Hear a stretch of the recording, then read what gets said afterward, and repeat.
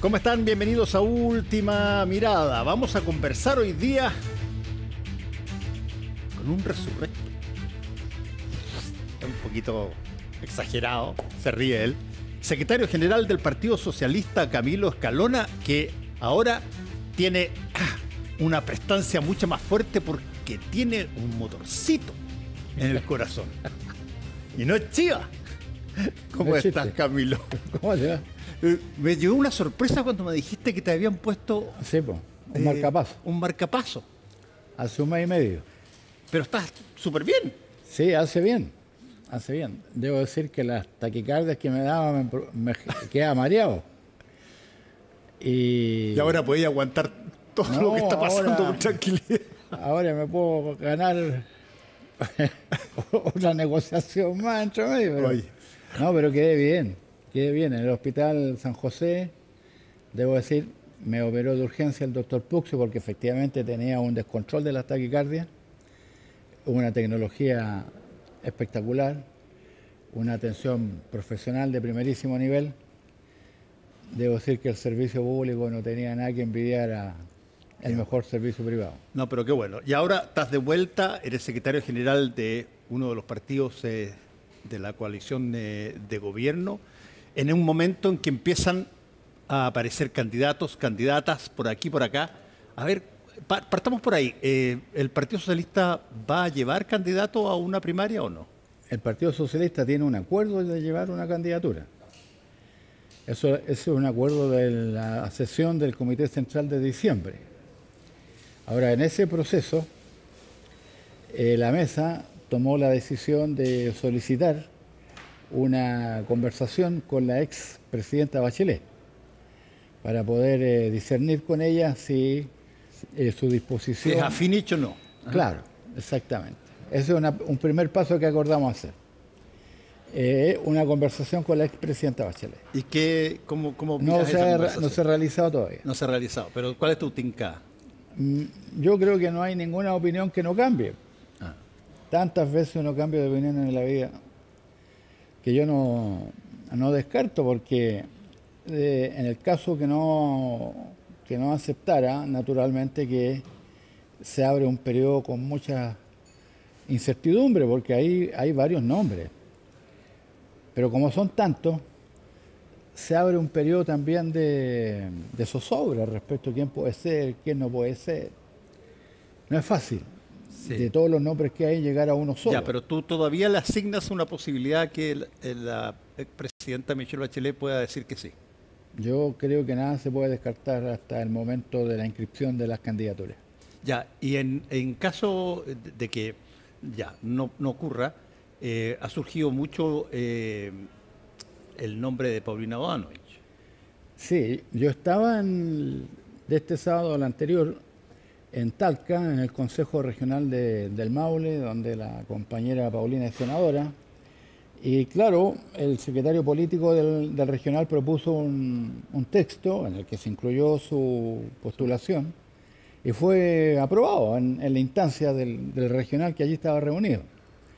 Y naturalmente que eso generó un hecho, pero no se ha pronunciado todavía la compañera Paulina de manera definitiva. Yo creo que ella también espera la conversación con la expresidenta Bachelet. Ahora, Camilo, desde ese punto de vista, ¿qué tan difícil se está tornando el encontrar gente que esté dispuesta a gobernar un país? Fíjate que hay varios... antes como que parecía más fácil, ¿o no? Mira, yo creo que no es tan... Son varias personas, pero el ojo de la opinión pública no es fácil que recaiga en una sola. Por ejemplo, yo varias veces hablé de Mario Marcel, porque yo le encuentro muchos atributos a él. Incluso tiene una prestancia pública muy significativa por su rol como ministro de Hacienda, ahora por el tema de la reforma de las pensiones. Pero cuando se habla del tema presidencial, no lo tocan, ¿te das cuenta? Es bien raro el caso porque tiene una alta valoración, es bien conocido, Pero cuando se habla del tema presidencial, como que no lo incluye la Y no gente en la asocias tú lista. ahí en eso algo que ha sido una constante durante muchos gobiernos después de la vuelta de la democracia, que es que no ha podido alguien que fue ministro de Hacienda ser presidente de la República. Sí, pues la única experiencia que hay es la de Jorge Alessandri. Exactamente, Jorge Alessandri. Claro, y hace ya muchos años. Es casi en una época política de otro tiempo. Exactamente, sí. Porque fue el año 58. Además, incluso un ministro de Hacienda que no salió bien, porque él salió en conflicto con el entonces presidente Gabriel González Videla. Es un caso excepcional. O sea, efectivamente, en la retina de la opinión pública no se selecciona a los ministros de Hacienda para ser precandidatos. Sí, eso es curioso, por una persona que teóricamente, si es que tiene los atributos, digamos, está en conocimiento de justamente lo que se necesita saber en términos económicos. Claro, y en el caso de Mario, él conoce el Estado como nadie. O sea, podría jugar un rol muy importante. Pero hay que esperar. Nosotros tenemos un camino. Este camino comienza por esta conversación con la expresidenta. Eso nos clarificará su voluntad. Yo, por lo menos, entiendo que es una conversación indispensable. No se puede simplemente, por sus declaraciones públicas, decir que ya no es candidata. Y tendremos que seguir en el caso que ella mantenga su opinión hasta ahora. Y Camilo, ¿cómo has estado viendo al gobierno del presidente Boric? Sobre todo ahora, bueno, que aparentemente se va a dar un visto bueno a una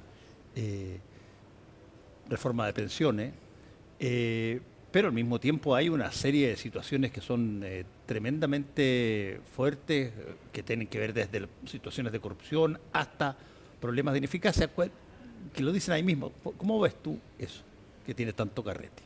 Bueno, yo creo que la reforma de las pensiones va a ser un hito. Porque solo en dictadura se puede cambiar el sistema de una sola vez. Eso ocurrió el año 80 con José Piñera, porque estaba Pinochet en el poder, y todos sabemos que lo que se resolvía en la Junta Militar es lo que se hacía. En democracia no es así. Entonces, el camino de la reforma del sistema, de las pensiones especialmente, no tanto por las pensiones, yo creo que por el volumen de recursos que eso significa en el mercado de capitales, pero eso ya es parte del análisis. Pero tuvo un cambio al cuarto gobierno de la transición.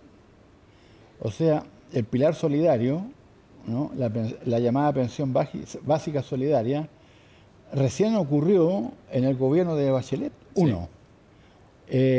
Fue una propuesta que hizo la propia Comisión Marcel el año 2006 y se tramitó el año 2007, se publicó el año 2008.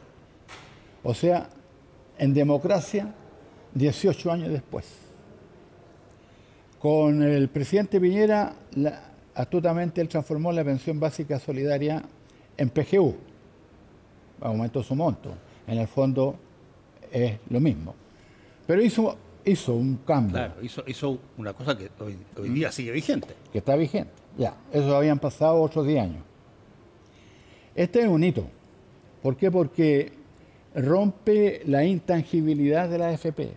O sea, se puede licitar la cartera, se genera el sistema de seguro social, es decir, va a haber una parte de la cotización, el 2,5, que va a cumplir un rol solidario, y además el empleador va a tener que cotizar, cosa que no hacía hasta ahora, ¿no?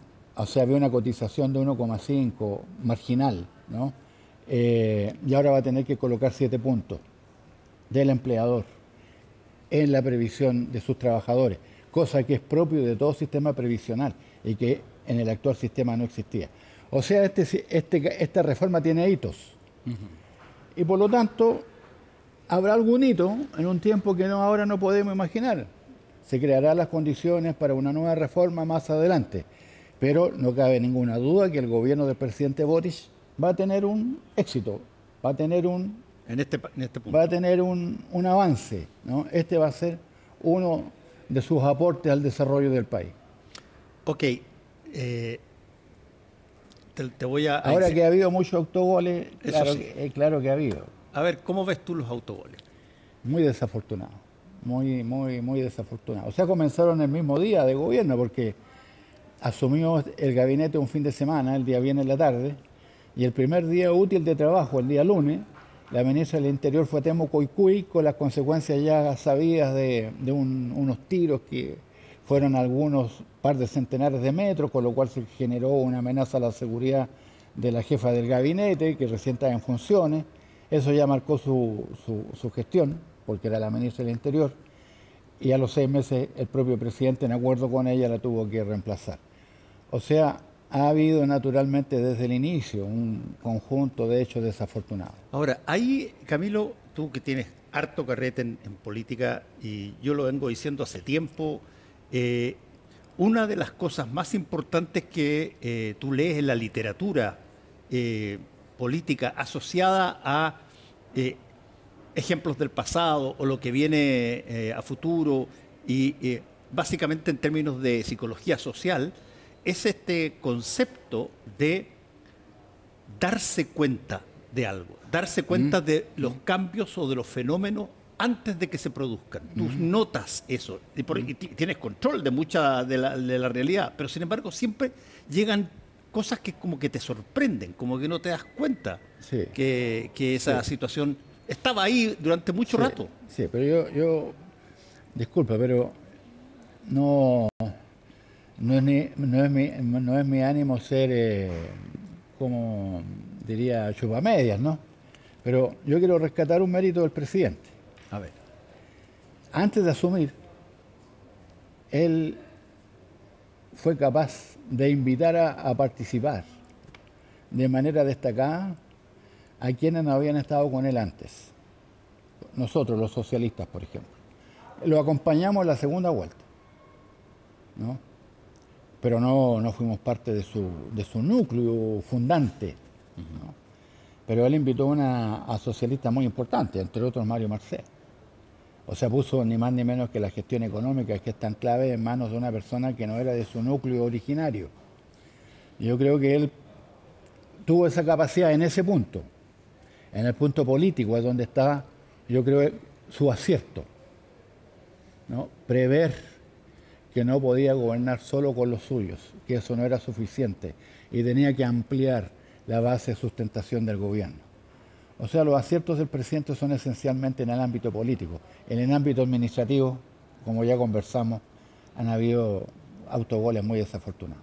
Sí, el problema de los autogoles es que son una fértil sembrada Sí. de excusas para atacar o para generar una mala reputación de un gobierno. Eso tú lo has visto en montones de situaciones Sí. de otros Sí. gobiernos que pasa igual. Y desde ese punto de vista vienen elecciones, y las elecciones siempre de alguna manera traducen un estado de ánimo de la población. ¿Cómo percibes cuáles van a ser los motores para la elección de esta que viene ahora? Yo pienso que el problema principal del sistema político hoy es el descrédito. Eso lo conversamos la anterior vez que me Sí, invitaste. a ver, sigue siendo definido El descrédito. descrédito como que no se tiene confianza. Como que no se cree en nada, ¿no? ¿Por qué yo lo hago Porque los choques de expectativa y los fracasos de la expectativa han sido como nunca se habían producido en nuestra historia, ¿no? Piñera 2 generó expectativas que no cumplió, al punto que fueron el fermento del llamado estallido, ¿no? No quiero simplificar, hay más causas, pero no cabe ninguna duda que no previeron las cosas que estaban precipitando, ¿no? Por ejemplo, se pudo haber perfectamente evitado el alza del transporte, que fue un detonante. O sea, había en la sociedad un ambiente de descontento, ¿no? Se habían prometido cambios y los cambios nunca llegaban. El estallido vino a poner eso en la agenda a tal punto, independientemente que ahora en la derecha llamen que esto simplemente fue una revuelta, pero de tal manera fue así que se acordó con la participación de todo el sistema político, firmó por la UDI su entonces presidenta Jacqueline Van Rysselberghe y el presidente de Renovación Nacional Mario Desbordes y una figura del Frente Amplio llamado Gabriel Boric. Es decir, el sistema político se comprometió en una reforma constitucional por una nueva constitución. Sí. Ese proceso volvió a fracasar. 2 veces. 2 veces. Se generó con el gobierno del presidente Boric la expectativa que este iba a poder hacer grandes cambios. Pero este presidente se instaló el 11 de marzo del 2002 en La Moneda y no tenía mayoría parlamentaria para hacer esos grandes cambios. Entonces el ascensor se cae, sube al 12, al 13 o al 15 piso y se desploma. Se desploma porque las expectativas no se pueden cumplir. Yo no creo que porque simplemente se mienta, ¿no? Como es la crítica que se hace desde fuera o de manera oportunista al sistema político. Y los ¿no? casos, convenios y toda la asociación y el colgajo, de algo, no con la política, sino que con la corrupción. Y los agregados de los terribles casos de corrupción. Entonces, claro que la gente dice, pero ¿cómo voto ahora? Si voté por los cambios la vez anterior, no hubo. Lo volví a creer, volví a votar y de nuevo no hubo. Y volví a creer y de nuevo no volvió a haber. Y entonces se hace muy difícil unir la voluntad ciudadana en torno a un proyecto de cambios que sea viable. Porque los cambios, entonces tú prometes cambiarlo todo cuando no se puede cambiar todo en democracia. En democracia necesita mayoría para cambiar las cosas. Ahí Camilo está diciendo algo que es bien interesante. ¿Por qué? A ver, ¿por qué tú estás viendo hoy día una cantidad de candidatos que yo les llamo los candidatos Superman? Solucionan los problemas en una patada, arman a todo el mundo, pegan una chuleta y salen todos los emigrantes y gritan cualquier cantidad. Bueno, siempre había un 15% latente, ¿eh? Sí. Recuerda que el año 89, en el marco del gran dilema dictadura o democracia, igual hubo un candidato que prometió terminar la F en 2 minutos, la UF en 2 minutos y sacó 15 puntos, que se llamó Francisco Javier Errázuriz. Sí. O sea, en la sociedad chilena está latente una franja. Por cierto. Ahora creció mucho por la crisis. Y porque tiene resultados positivos en otros países. Así llegó Milei, así llegó Bukele, así llegó la presidenta de Italia. La crisis de expectativa, y como bien tú dices, la crisis de expectativa y la corrupción han generado un desgaste del sistema político tremendo y hay muchos dirigentes políticos que no lo perciben. Entonces van a hablar, llegan aquí, se sientan y ¿contra quién hablan? Contra sus propios colegas del sistema político. Hablan en el fondo contra sí mismos, claro. Hablan contra el gobierno en el que ellos estuvieron, hablan en contra de la bancada parlamentaria en la que ellos participaron, hablan del sistema político del cual ellos mismos formaron parte, no se dan cuenta que se autodesprestigian. Los propios dirigentes políticos aumentan el descrédito del sistema político. ¿Te das cuenta? Estamos en ese círculo vicioso. ¿Cómo se soluciona eso para que no colapse el sistema y los dardos no vayan contra la democracia, digamos? Bueno, ese yo creo que la principal tarea de este gobierno, el presidente Boric, restablecer la estabilidad. Yo creo que lo ha conseguido en buena medida. Esa es una tarea que queda para el próximo también. Restablecer, ¿no? Un sistema político que sea capaz de funcionar. Por eso que el acuerdo de las pensiones es importante, porque tiene que demostrarle a la gente que si elige 150 diputados es por algo, ¿no? Que algo pueden hacer, que algún aporte se puede esperar de ellos, que si elige 50 y tantos senadores también. O sea que el sistema político tiene una capacidad de actuar. Por eso es importante que se concrete el acuerdo de la reforma de las pensiones, porque está de por medio de la estabilidad democrática. Si hemos caminado por una cornisa durante un largo tiempo y muchas personas no se dan cuenta. Ahora, eso que estás diciendo tiene su correlato en situaciones que, llamémoslo así, se generan... Y lo digo directamente, digamos, porque no existen incentivos para traspasar los votos a alguien que es el adversario. El incentivo es atacar al otro. Exacto, el incentivo es mucho más fácil atacar a otro. Y romper. El que sea por fuera tiene voto, ¿no? Porque habla contra todos los demás. Están las cosas exactamente invertidas de como era el año 89. El año 89 el que dividía recibía el castigo social. ¿no? La sociedad chilena en su conjunto lo que no quería era francotiradores. Entonces el que se separaba y lanzaba a la bandada no tenía apoyo. Era increíble. La sociedad misma percibía que era fundamental la unidad y restablecer la cohesión social y tener un sistema político mínimamente respetado. Eso es lo que conseguir ahora. Hoy día estamos llenos de tipos que tienen la receta para solucionar todos los problemas. Estamos llenos muy a menudo en estos días se está vendiendo el Cerro Santa Lucía ahí en la calle y muchos lo compran. Bueno, ¿cómo se resuelve eso en términos democráticos?